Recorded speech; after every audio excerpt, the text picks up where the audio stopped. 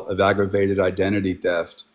It's a instrumentality, the Social Security number, that it's a federal instrumentality created by the government of the United States that's then being used by a supposed state actor, state of whatever state actor, who's compromising. I mean, this is Ninth and 10th Amendment here, right? Ninth and 10th Amendment of the Bill of Rights that's being violated. They're compromising state sovereignty in the hopes that what they can do is obtain jurisdiction by pulling you in to, compel a forced notice of appearance, implied on record, force you into the jurisdiction, right? Force you into the jurisdiction, implied banker's acceptance, and then be able to waive the idea of having to have the power of attorney, delegation of authority from the Secretary of the Treasury, who's the only one really authorized to be able to allow state actor. Not only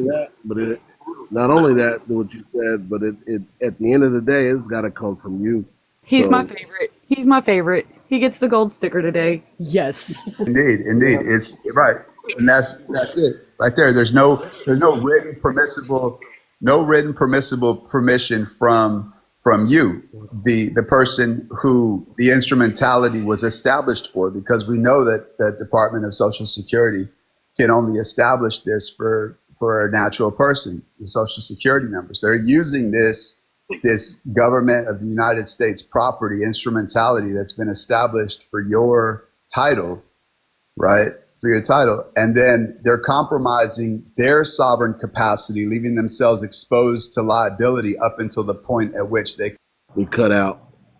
If you can hear me. Pose. My bad. I keep on putting my mouth too close to the phone, my face too close to the phone. But yeah, they compel the appearance, and then they use that appearance, that forced, coerced appearance, to issue themselves the implied notice of appearance, which is what an attorney would put on record. But they're taking the constructed implied notice of appearance, and they're also the implied banker's acceptance, being granted jurisdiction, therefore having to waive that, and then they're washing their hands of the fact that then their so-called sovereignty is reestablished in their state, actor agent position. So it's really fascinating when you. I'm only putting on one. I'm putting on one glove, dog. I'm only gonna put on one glove. I'm gonna put on one glove. That's how you do it. That's how you walk down the ass. Hey, so I can use the other bare fist. That's how we used to do it in Richmond.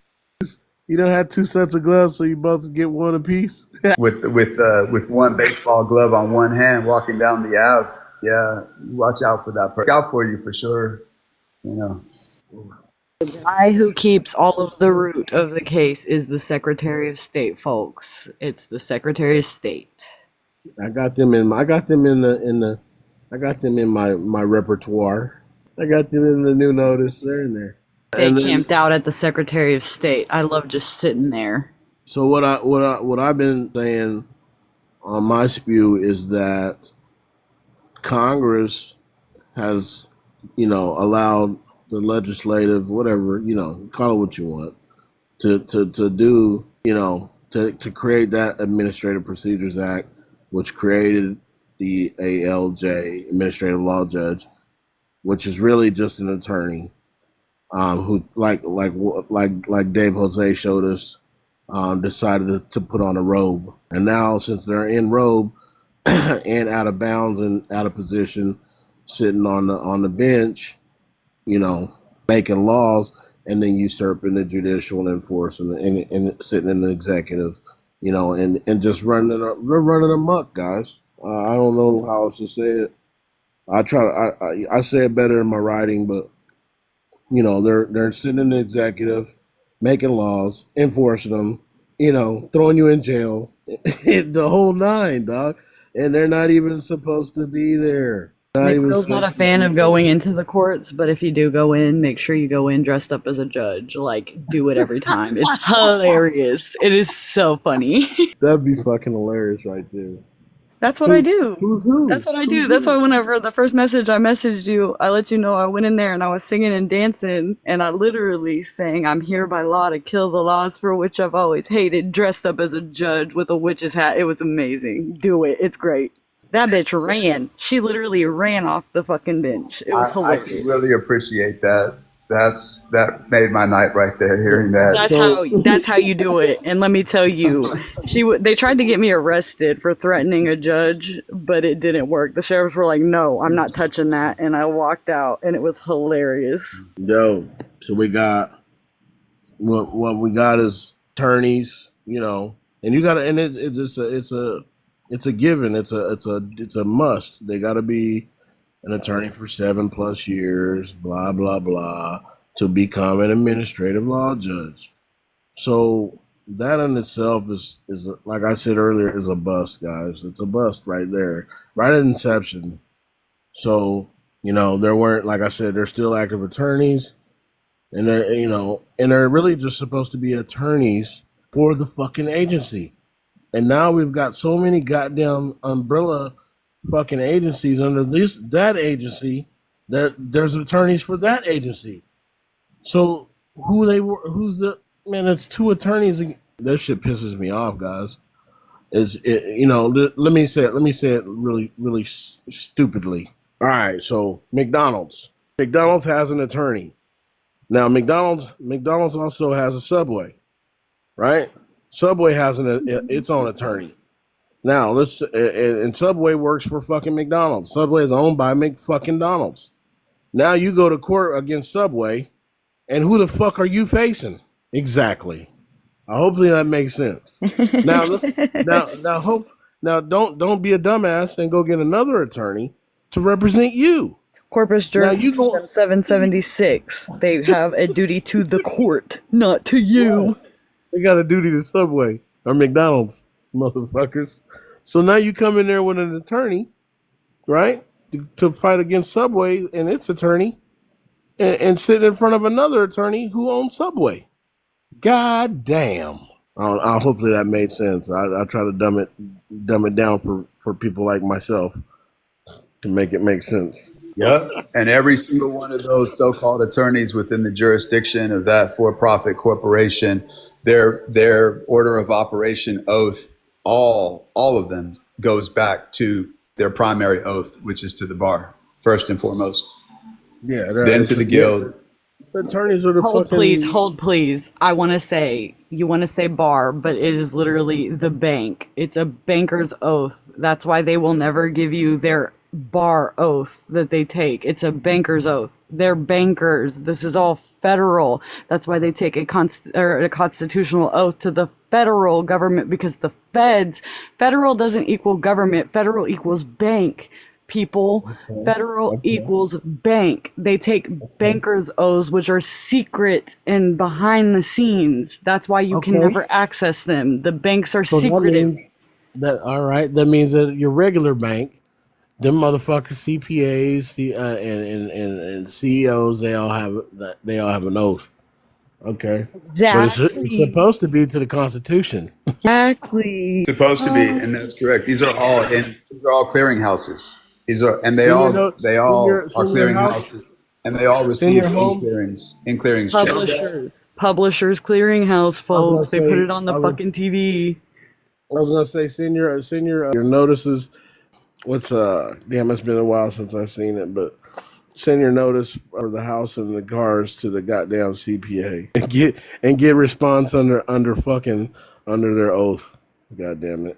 Exactly, Paisley, you're right. Revoke the POA, because the thing is the second you put your signature on those lines, you're giving them power of attorney, and they have that in all their contracts. That's not what I've seen.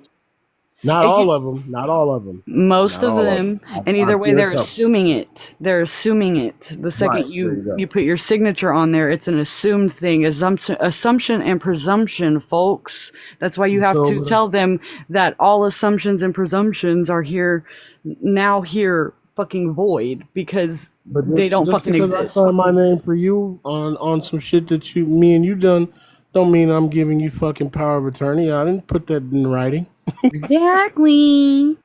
Yeah, this bullshit. I'm with you. adhesion contracts. Yeah, these are adhesion contracts, and they're all unconscionable adhesion contracts. But again, it's the agency of the individual, if and the maximum of law stands. Let he who be ignorant cut out. remain ignorant. Cut That's how out. they get away with it. The Yes, maxim of law. yeah, she or I'm, he hey, who, Deb, yeah, yeah. I'm calling Maxine Waters right now. No, Maxine Waters, the expert in taxes. She's a tax expert. But the she or he who is unable to articulate her or his right under the law has no rights. Let That's he who be ignorant remain ignorant. That's how they get away with it. That is a fucking maxim of law for the prosecutors and attorneys and the judges, which they're all attorneys. So let he who be ignorant remain ignorant. That is literally how they get by with everything. He is correct. and unrebutted assumptions and presumptions stand true. That's bullshit. That's why you object to every fucking thing they say. The second they start talking, I object, motherfucker. And then they will look Lies. at you crazy. One of them asked me, why do you object? I said, because he's breathing. I mean, who was it? It was Bill Clinton being an attorney during the whole Monica Lewinsky fiasco. In his deposition, he was asked something, and I think his answer was, well, that depends on what your definition of is. Well, Bill Clinton was a lawyer, of course, first and foremost, and so he understood that what they were speaking wasn't English, it's legalese.